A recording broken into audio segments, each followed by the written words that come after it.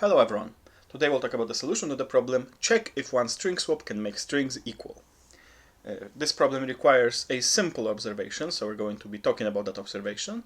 And also, since this is an easy problem, then as usual I'm going to be showcasing something maybe interesting about the Python language, for those especially who are beginners to Python.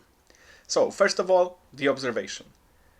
Of course, for the swap to do something, we are going to be swapping different letters. It doesn't matter also on which string we are going to be swapping them, because if we swap on one string and get equal strings, then that same swap performed on the other string will also give us equal strings. And specifically, the most important observation in this problem is that we are going to be swapping two positions. So those two positions have to be incorrect to begin with. Of course, if everything is correct, we do not have to perform a swap. If we have two incorrect positions, then maybe swapping them will make the strings equal. However, if at the beginning we have one or more than two, so three or more, positions that are incorrect, a single swap cannot fix them. For three and more, it's obvious. For one, it's also pretty clear, because if we swap one wrong position with some other correct position, then if by that we fix the wrong position, then we by necessity destroy the correct position. So we have to find the two positions where the strings differ and check if the swap will fix them.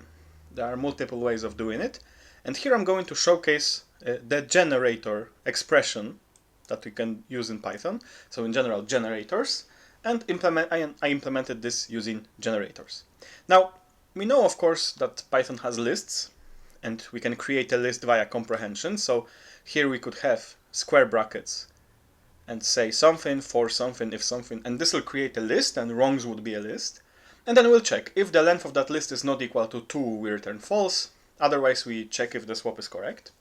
However, if there are multiple positions that the strings differ in, then the length of the list is proportional to that number of positions. In particular, it can be O of n, O of the length of the string, if every position differs. And a generator expression can be thought of as essentially a set of instructions on how to generate the next element of some imaginary, maybe even infinite list.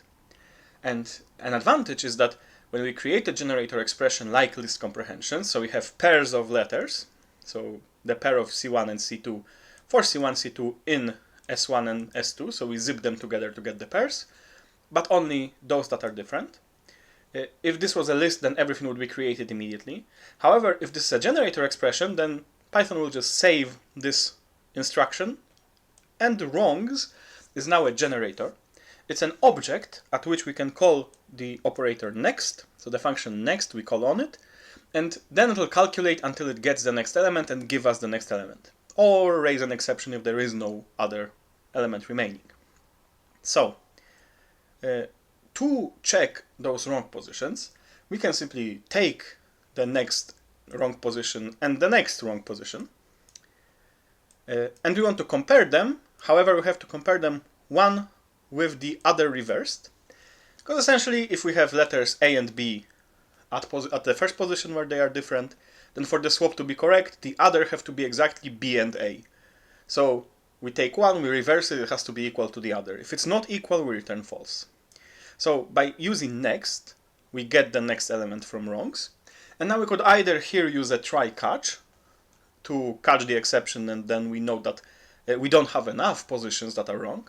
Or we can use this optional default argument and we use an empty tuple. So that's it.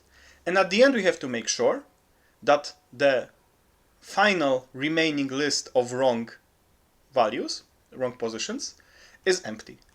And to do that, we take the next wrong position. So again, we take next. If there is no next, we return false. We negate the result and we return it. So if there is nothing else, we have not false, so true, we return true. Otherwise, there is something. That something is a pair of letters. A pair of letters has Boolean value true. Not true is false, we return false. So this is a showcase that you can use generator expressions, and of course, in this case, we still get not linear, but constant space, because we are only ever going to be looking at essentially 3 different positions that differ in our string.